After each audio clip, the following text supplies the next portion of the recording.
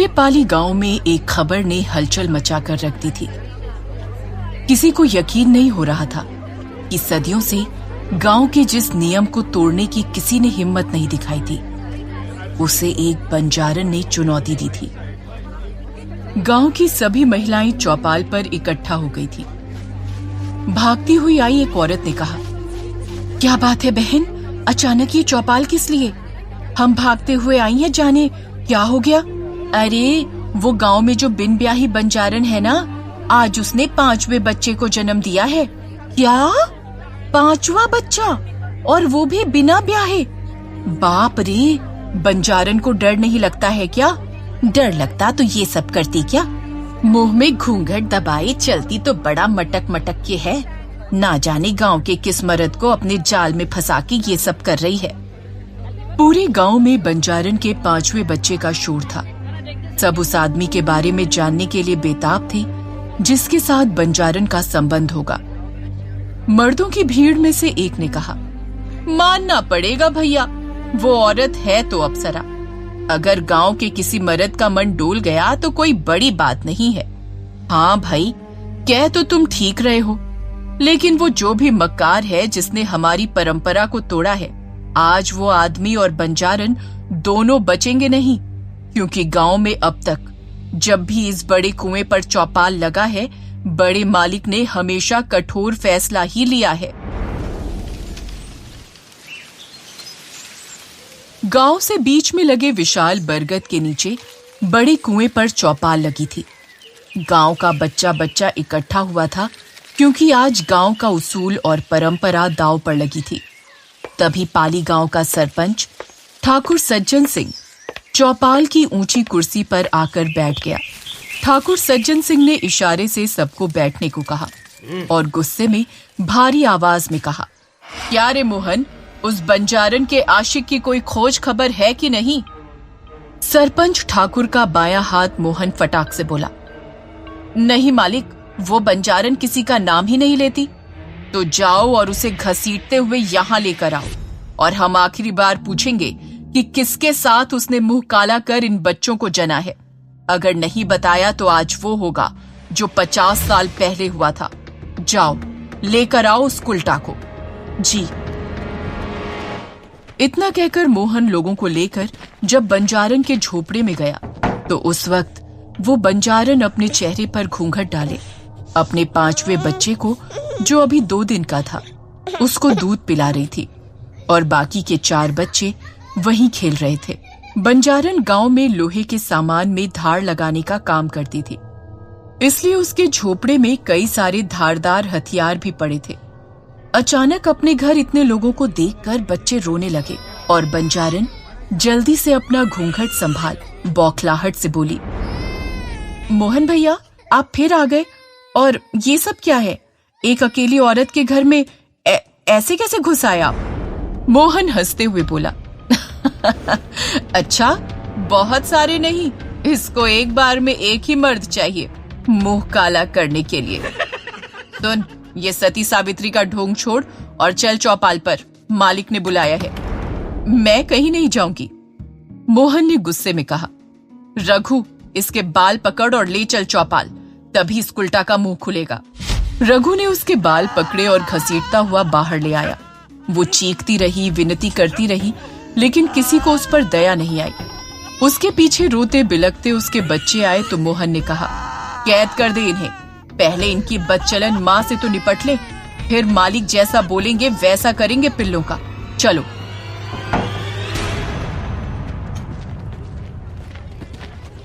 चौपाल पहुंचते ही रघु और मोहन ने बंजारन को ठाकुर के आगे पटक दिया।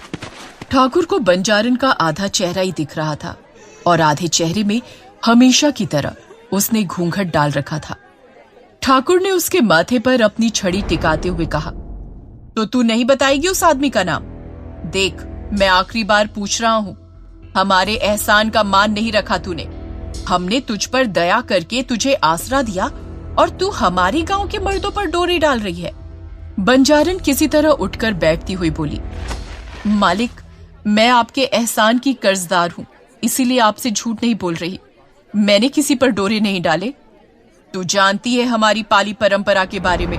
अगर कोई विवाहित या अविवाहित मर्द किसी स्त्री के साथ अवैध संबंध बनाए तो उसे और उस औरत दोनों को मृत्यु दंड दिया जाता है।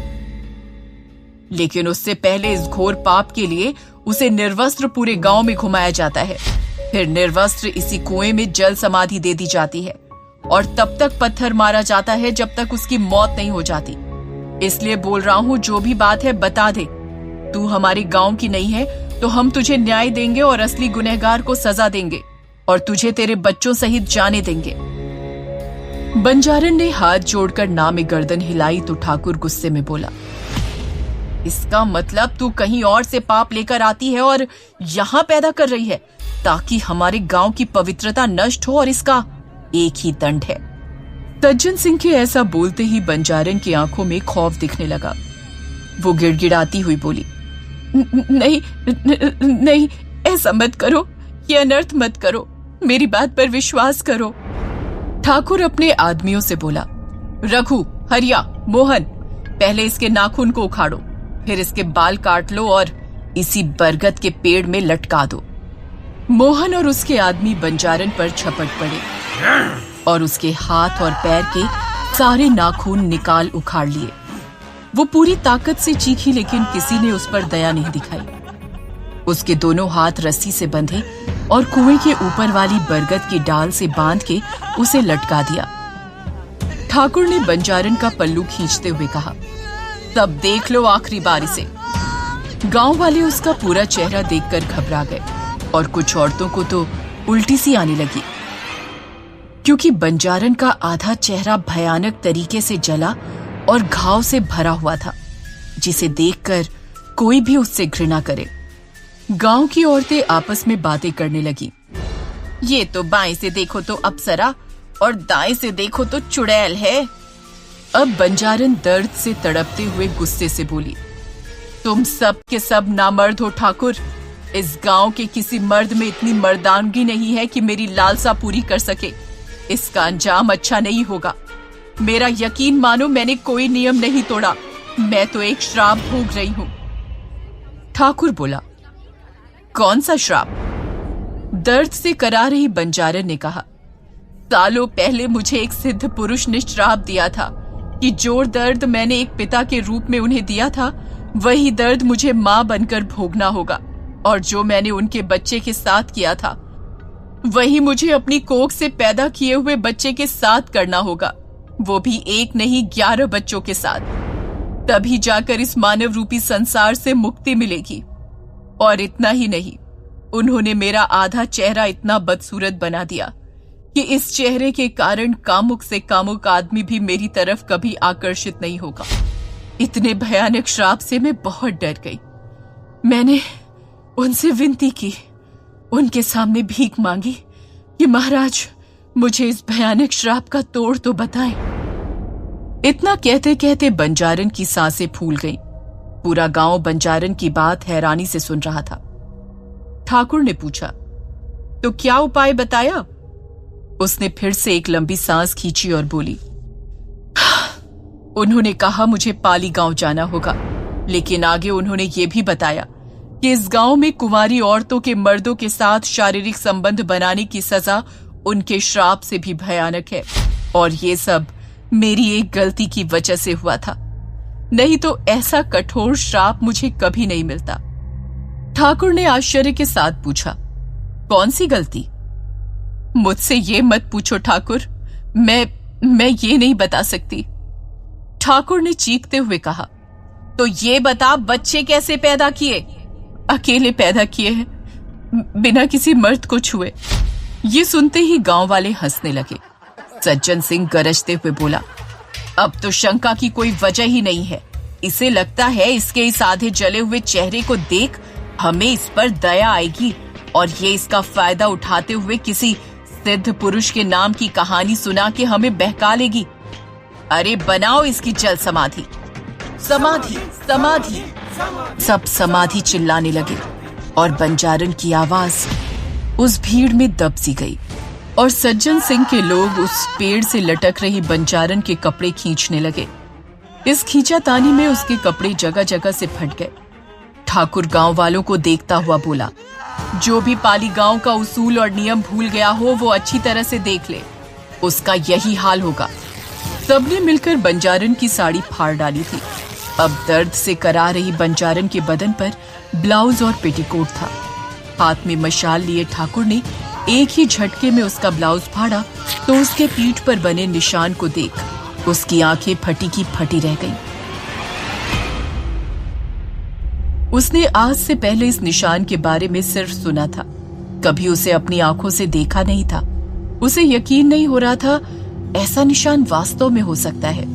उसने उसकी पीठ की तरफ मशाल बढ़ाई और ध्यान से देखा। अब उसे यकीन हो गया, ये वही निशान था। ये इसके शरीर पर कैसे?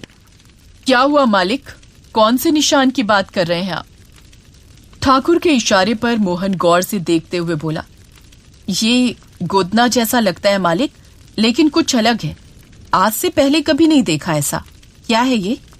मोहन के इस सवाल पर ठाकुर उसे चुप करता हुआ बोला, चुप कर मूर्ख, तू नहीं जानता इसके बारे में। एक काम कर, पहले इसके शरीर का वो निशान आग से जला दे, फिर इसे जल्दी से कुएं में फेंक। मोहन ने तुरंत हाथ में पकड़ी मशाल बंजारन के पीठ में बने उस निशान पर लगा दी और दर्द के मारे बंजारन चीख पड़ी। उसकी चीख इतनी तेज थी कि किसी का भी दिल दहल जाए।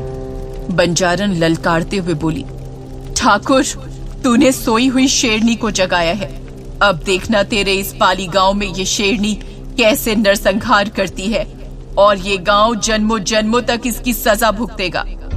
पीठ का निशान जलाने के बाद मोहन ने रस्सी में भी आग लगा दी और एक भयानक चीख के साथ वो उस कुएं में गिर गई। लेकिन ये तो उसकी सजा की शुरुआत थी। गांव वालों ने उस कुएं में गिरी बंजारन को पत्थर मारना शुरू कर दिया और हर पत्थर लगने के साथ कर्कश चीख सुनाई दे रही थी। काफी देर बाद जब उसकी चीखें सुनाई देना बंद हो गई, तब सब समझ गए वो अब मर गई। ठाकुर और मोहन तुरंत भागते हुए बंजारन की झोपड़ी गए, उसके बच्चों के पास। जब वहां सब पहुंचे तो सब हैरान रह गए, क्योंकि सब के सब बच्चे गायब थे। 25 साल बाद पाली गांव में कुछ लोग उसी कुएं के पास खड़े थे, जिसमें एक नीली आंख वाला लड़का छलावा, जो इसी गांव का रहने वाला था। वो कहता है, ये वही कुआं है जिसके बारे में आपने लोगों के मुंह से सुना है। छलावा ने जब ये बात कही तो उसके बगल में खड़े ध्रुव, विक्की और अनन्या को यकीन ही नहीं हो रहा था कि जिस बात को कहानी मानकर वो लोग यहाँ आए थे वो महज कहानी नहीं बल्कि सच है। विक्की का पुश्तैनी घर इसी गांव में था, इसलिए वो विक्की के कॉलेज फ्रेंड ध्रुव और अनन्या विक्की से अक्सर इस गांव के बारे में और उसकी कहानियों के बारे में सुनते रहते थे। ध्रुव ने उत्साहित होते हुए कहा, क्या तुम सच कह रहे हो छलावा? मेरा मतलब है सच में उस औरत को जिंदा जल समाधि दे दी गई? छलावा मुस्कुराता हुआ बोला, और नहीं तो क्या, आप शहरी लोग इन सब बातों को हल्के में लेते हैं, लेकिन जब सच्चाई से सामना होता है ना, तब पता चलता है। ध्रुव के मन में कई सवाल चल रहे थे। उसने पूछा, यार वो उसके नाखून क्यों निकाल लिए थे? छलावा ने कहा, कहते हैं अगर जिंदा इंसान के शरीर से अगर मरने से पहले नाखून और बाल निकाल लिए जाएं, तो उसकी आत्मा चाहकर भी कभी भटकती नहीं है, वो पूरी तरह से शांत हो जाती है। विक्की ने हैरानी से पूछा, उसे तो श्राप मिला था ना कि उसे मोक्ष नहीं मिलेगा, फिर क्या हुआ? छलावा ने मुस्कुराते हुए कहा, बस इतना समझ लो बाबू, तांडव हुआ था, तांडव। ध्रुव ने पूछा, और उसके बच्चों का क्या हुआ? ये राज आज भी राज है, किसी को नहीं पता। अनन्या उस कुएं के चारों तरफ देख रही थी। उस कुएं के चारों तरफ काफी पेड़ पौधे उगाए थे। कुएं से लगकर खड़ा हुआ विशाल बरगद का पेड़ डूबते सूरज की रोशनी में चमक रहा था। उस कुएं के ऊपर एक बहुत भारी सा लकड़ी का ढक्कन रखा गया था, जो शायद पुराने होने की वजह से कहीं कहीं से टूटने लगा था, और उसके बीच में दरारें थी। ये पूरा स्थान बहुत रहस्यमयी और डरावना था। तभी अनन्या की नजर कुएं के पिछले हिस्से पर पड़ी और उसके कदम खुद ब खुद उस तरफ बढ़ गए। छलावा ने जब देखा कि अनन्या कुएं के पिछले हिस्से की तरफ बढ़ रही है तो उसने उसे रोकते हुए कहा, रुको, कहाँ जा रही हो? लेकिन अनन्या ने उसकी बातों पर ध्यान नहीं दिया। अनन्या के पीछे पीछे ध्रुव और विकी भी उस तरफ बढ़ गए और छलावा उन तीनों को रोकने के लिए उनके पीछे भागा। तब तक अनन्या, विकी और ध्रुव कुएं के पीछे बरगद के पेड़ वाले हिस्से में पहुंच चुके थे, जहां उन्होंने देखा कुएं के पिछले हिस्से में हर जगह एक गोल सा निशान बना था, जिसके अंदर स्टार जैसी आकृति थी और बीच में संस्कृत में कुछ अजीब से शब्द लिखे हुए थे। ये आकृति बरगद के पेड़ के चारों हिस्सों में बनी हुई थी। अनन्या ने हैरानी से कुएं और बरगद पर बने निशान की तरफ देखते हुए कहा, ये क्या है? कहीं ये वही निशान तो नहीं जो उस बंजारन की पीठ पर बने थे? छलावा ने उन्हें समझाते हुए कहा, अरे मैडम, वो निशान तो अलग था, ये निशान तो वशीकरण के हैं। वशीकरण? सबने एक साथ पूछा, ये वशीकरण क्या होता है? छलावा ने उन्हें समझाते हुए कहा, ये वशीकरण वाला निशान तब बनाया जाता है जब हमें किसी आत्मा का वशीकरण करना होता है। मतलब? आत्मा का नाम सुन अनन्या अब थोड़ा थोड़ा डरने लगी थी, इसलिए वो ध्रुव के बिल्कुल पास जाकर खड़ी हो गई। ध्रुव ने जब देखा अनन्या घबरा रही है तो उसने धीरे से कहा, हे, तुम घबरा क्यों रही हो? भूल गई क्या? हम यहाँ यही सब जानने तो आए थे। विकी इन दोनों की बात बड़े ध्यान से सुन रहा था और फिर उसने अपना मोबाइल निकाला और फ्लैश जलाकर उस कुएं के ऊपर रखे ढक्कन की दरार के बीच से झांकने की कोशिश करने लगा। तो छलावा ने उसे रोकते हुए कहा, ये क्या कर रहे हो? अगर गांव के किसी इंसान ने तुम्हें कुएं के इतने नजदीक देख लिया तो गजब हो जाएगा। देखो, यहाँ की जो भी जानकारी थी वो मैंने तुम लोगों को दे दी। अब चलो यहाँ से, रात होने वाली है। अनन्या को पता नहीं क्यों उस औरत से हमदर्दी होने लगी थी और उसने छलावा से पूछा, तुमने ये नहीं बताया कि आखिर उस औरत ने वो 5 बच्चे कैसे पैदा किए थे?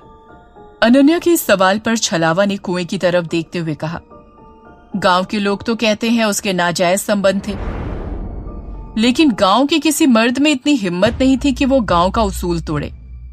ध्रुव ने हैरानी से कहा, इसका मतलब उसे गांव वालों ने फालतू में सजा दे दी? अच्छा छलावा, उसके बाद क्या हुआ? उसकी बॉडी कहाँ गई? इसी कुएं में है। ये सुनते ही ध्रुव, विकी और अनन्या तीनों अचानक घबरा गए और एकदम से कुएं से दूर हो गए। छलावा ने आगे कहा, और कहाँ जाएगी? जल समाधि में शरीर जल में ही रहता है। विकी ने हैरानी से कहा, लेकिन हिंदू धर्म में जब तक शरीर को जलाया नहीं जाता है तब तक उसे शांति नहीं मिलती है। इसीलिए तो मरने के बाद उस बंजारन ने गांव में तांडव मचा दिया था और जब पूरा गांव उसके सामने हार गया तब गुरु देवदत्त को बुलाया गया वशीकरण के लिए। ये निशान देख रहे हो ना? छलावा ने कुएं और बरगद पर बने निशान की तरफ इशारा करते हुए कहा। ध्रुव ने पूछा, ये वशीकरण कहाँ किया गया? हमें दिखाओ ना वो जगह, इसके बाद चलते हैं विकी के घर। छलावा ने मना करते हुए कहा, सूरज डूब चुका है, अब ये कुआं और वो वशीकरण वाली जगह दोनों ही खतरे से खाली नहीं है, हमें यहाँ से तुरंत चलना चाहिए। ध्रुव ने कहा, प्लीज छलावा, ले चलो ना, रात में ही तो ये सब देखने में मजा आता है, नहीं तो थ्रिल कैसे आएगा? ध्रुव और विकी के जिद करने पर छलावा मान जाता है और सब गांव के पास तालाब वाले खंडहर की ओर जाते हैं। वहां पहुंचते ही छलावा उन्हें सावधान करते हुए कहता है, देखो बाबू लोग, तुम लोग शहरी हो, अगर कुछ भी हुआ तो गांव वाले न मुझे छोड़ेंगे न तुम्हें, इसलिए हाथ जोड़कर विनती करता हूँ, बस दूर से देखो और जल्द से जल्द यहाँ से निकल लो।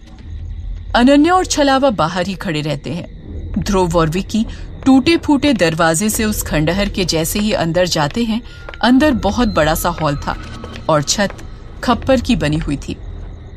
चारों तरफ मकड़ी का जाला लगा हुआ था। ध्रुव ने जैसे ही अपनी टॉर्च ऑन की, उसने देखा कि हॉल के बीच में एक बहुत बड़ा सा गोला बना हुआ है और बीच में यज्ञ कुंड भी है। ध्रुव और विक्की दोनों अपने पैर से धूल साफ करके जब गौर से उस बड़े से गोले को देखते हैं तो वो हैरान रह जाते हैं। ध्रुव एक्साइटेड होकर कहता है, यार ये तो वही बिल्कुल प्लानचिट जैसा लग रहा है जैसा हम हॉस्टल में करते थे। यार अनन्या को बुला, उसको दिखाते हैं। विकी अनन्या को बुलाता है और अनन्या और छलावा दोनों अंदर आते हैं। अंदर आते ही छलावा कहता है, दूर हो जाओ उससे। इसी कुंड निशान के माध्यम से वशीकरण किया जाता है। ध्रुव और विकी दोनों बहुत उत्साहित हैं ये सब देखकर, क्योंकि वो अक्सर हॉस्टल में ऐसा किया करते थे।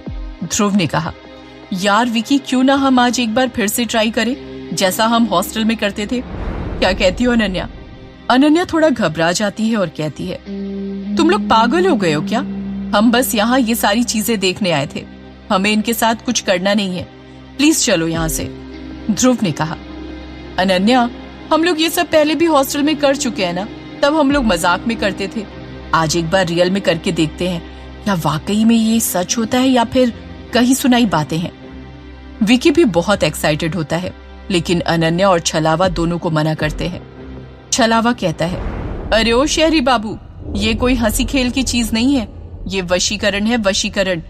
ये सब करके आत्मा को वश में किया जाता है, और महागुरु देवदत्त ने यहीं पर वशीकरण करके उस बंजारन की आत्मा को कैद किया था और उसके प्रकोप से गांव को मुक्ति दिलाई थी। लेकिन बंजारन भी कमजोर नहीं थी, अंत में उसने महागुरु देवदत्त को मार दिया था। इसलिए हाथ जोड़कर विनती है कि। छलावा अपनी बात पूरी कर पाता उससे पहले ध्रुव ने कहा, अरे क्या यार छलावा, कौन सा हमें सच में करना आता ही है। हम तो बस कॉलेज की पुरानी यादों को ताजा करना चाहते हैं, कौन सा हमारे बुलाने से आत्मा आ ही जाएगी। अनन्या ने घबराते हुए कहा, और अगर उस बंजारन की आत्मा आ गई तब क्या करोगे? ध्रुव ने हंसते हुए कहा, अगर आ गई तो उससे पूछेंगे कौन सी जड़ी बूटी खाकर बच्चे पैदा किए थे। हमारी अनन्या को भी वही जड़ी बूटी चाहिए। कहने के बाद ध्रुव और विक्की हंसने लगते हैं।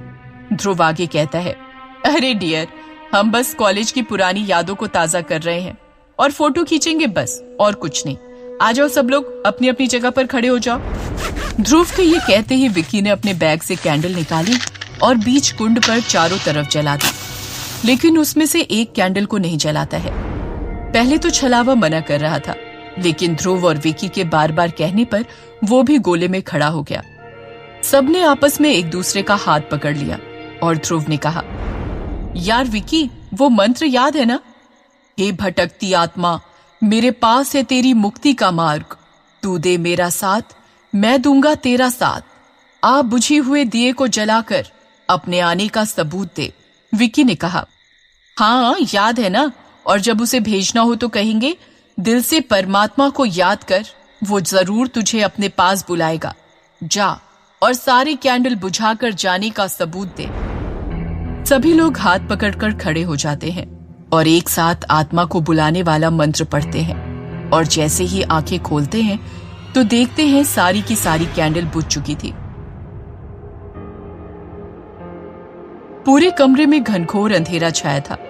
ध्रुव ने फटाफट अपनी टॉर्च निकाली और जैसे ही उसने अपनी टॉर्च चालू की, अनन्या गायब हो चुकी थी। ध्रुव ने आश्चर्य से कहा, अनन्या कहाँ चली गई? छलावा ने कहा, तुमने क्या कहा था कि वो जब आएगी तो सारी कैंडल जलेंगे, लेकिन यहाँ तो सारी कैंडल बुझ चुकी हैं। इसका क्या मतलब हुआ? विकी ने बौखलाहट के साथ कहा, अरे ये सब मजाक है यार छलावा, पहले अनन्या को ढूंढो, वो कहाँ चली गई। छलावा ने कहा, शहरी बाबू, ये सब मजाक आपके लिए हो सकता है, उस बंजारन के लिए नहीं। हमें तुरंत यहाँ से निकलना चाहिए। मेरा घर पास में ही है, वहां चलते हैं, फिर देखते हैं अनन्या को कैसे ढूंढना है। ध्रुव और विक्की दोनों घबराए हुए थे कि आखिर अचानक से अनन्या कैसे गायब हो गई। कहीं उनसे कोई बहुत बड़ी गलती तो नहीं हो गई। वो भागते हुए छलावा के घर के पास पहुंचे तो वहां जो उन्होंने देखा, उन्होंने सोचा भी नहीं था। अनन्या छलावा के घर के पास एक गोल घेरे में बैठी हुई थी।